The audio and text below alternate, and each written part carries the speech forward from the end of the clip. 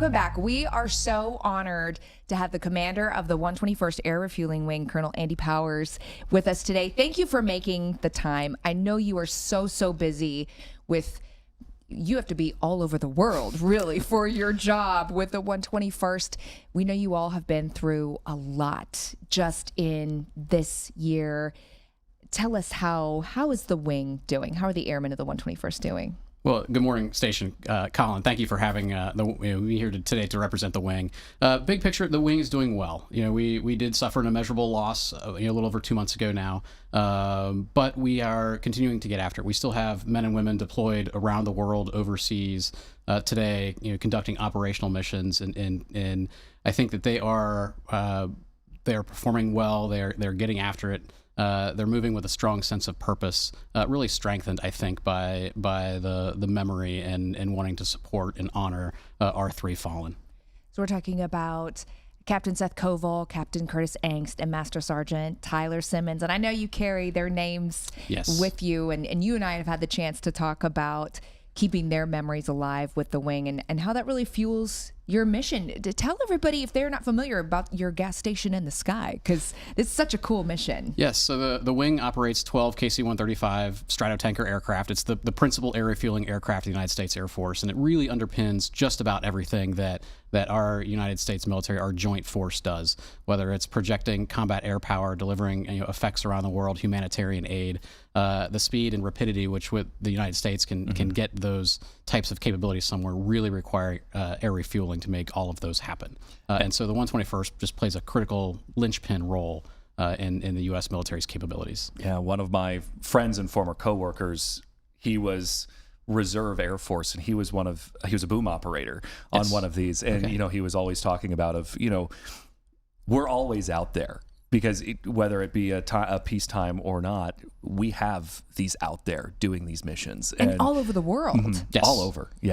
Yes, we have a kind of an unofficial motto in the 121st that the sun never sets on the 121st, and that rings true almost year round.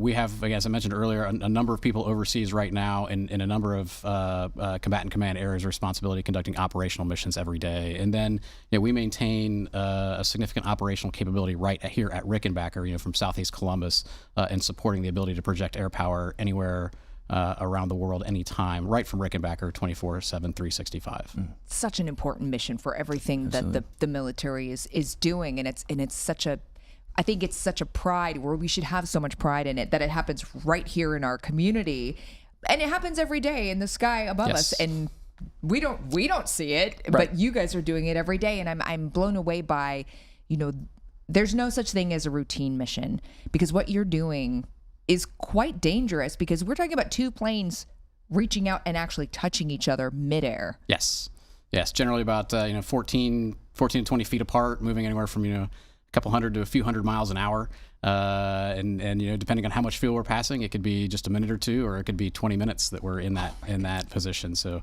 that is amazing. Well, I hope that you have felt from the community an outpouring of support. What has it been like, on the inside of the wing, going through all of this? How have you felt the community reaching out? Sure, the grieving and the recovery process from loss of our three, Seth, Curtis, and Ty, that takes time. But every step of the way, we've had just a tremendous outpouring of support from across the Central Ohio community, really across the United States. When you visited a couple weeks ago, I think you got a chance to see just the hearts and cutouts and flags and airplanes on the wall. Those are adorning basically every facility and just about every facility in the base right now. And that really goes a long way to connect our service members, our airmen, to the local community. And it really, the fact that this is the Military Appreciation Month is a great time to talk about this.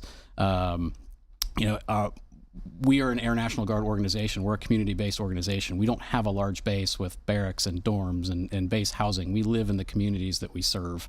And so we're out there, you name the communities around Central Ohio and a little bit beyond. We have people that live there, that work there every day when they're not doing their National Guard role. So how can people be part of showing that support, especially during the month of May, which is Military Appreciation Month? Because I know there are people out there who want to say thank you. They want to say something, but I feel like sometimes they're hesitant. They're like, is it weird if I say thank you for your service? So what would you tell people out there? That's a great question. It is not weird at all. I'll start with that. The most simplest, straightforward thing you can do is simply thank a service member when you see them. And just as importantly is, if you know them, thank that service member's family, because they serve right along with, they sacrifice right along with our military members, and anything and everything that we accomplish is really predicated on their support from the home front and enabling their service members. So, the great things that the U.S. military can do really at the end of the day go back to the family support that make that possible. So that's the easiest thing you can do. There are a number of veteran service organizations and nonprofits out there that are intended to support our military members, whether currently serving or separated or retired. Get involved with those. Write a letter. A number of community organizations send care packages to people overseas. Those are all easy, quick things that you can do to show your support and let the men and women of our armed forces know that the citizenry is behind them. I mean, it's a note. It's a granola bar to the USO, but it means something. It does. I mean, every act like that has a tangible effect on someone, whether it be away from home here in the U.S. or abroad somewhere overseas. All those little gestures add up. And you are part of a ceremony today celebrating the future of service in our community. Yes. Tell us what's happening in Dublin today. I have the honor of accepting an invitation to speak at Dublin City Schools commitment ceremony, where each year they honor graduating seniors that have chosen to enter military service as their next step. And Dublin has 18 seniors entering military service, whether it be active duty, reserve, National Guard, attending a service academy, or a Reserve Officer Training Corps program, entering the United States Army, Navy, Marine Corps, and Air Force here in the coming months. So exciting to see that there's the next generation is stepping forward to take their place in guaranteeing our basic freedoms that we love and enjoy every day. Right. And for you, this Central Ohio is home. And, as a serviceman yourself, now Colonel, being able to do this at home, it has to be kind of special. It is. That's one of the benefits of service in the National Guard, whether it be the Air or the Army National Guard. As I mentioned earlier, we are community-based. I'm just past 30 years of service now, and my career has taken me really all over the United States and deployments around the world. But each and every time I've kind of gravitated back to Dublin, back to Central Ohio, because it's just a great spot to be. It's a wonderful community to be part of. It's so true. What's your message to the community?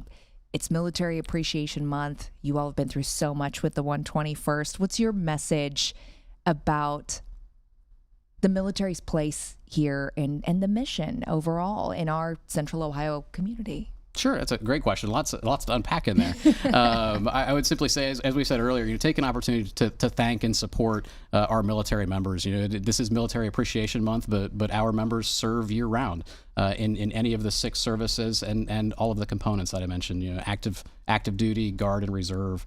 Whether you wear the cloth every day or part-time, each and every person that chooses to put this on is sacrificing something for our nation to guarantee our future. So that's something to celebrate and to honor. And whether it be Armed Forces Day on Saturday or Memorial Day here in a couple of Mondays, take a little bit of time to remember, honor, and uplift the families of our fallen. Freedom is not free. We know that, and we thank you for your service, and please pass along our thanks and support to all the members of the 121st. We appreciate you being here with us today. Thank you. I will absolutely do that. Thank you. Thanks.